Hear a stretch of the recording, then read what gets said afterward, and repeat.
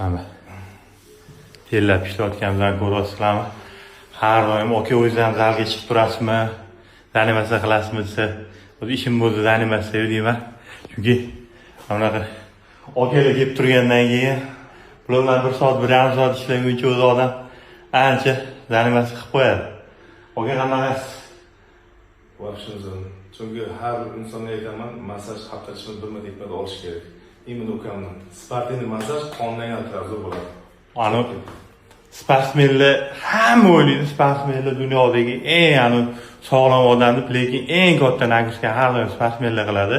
Shu bekorga yetilmagan fizkultura sport kollej deb bu travma olmaslik uchun, tez восстановление olish uchun albatta yaxshi uyqu, yaxshi pitание и albatta massaj kerak восстановлениеga. Salomat bo'lasizlar.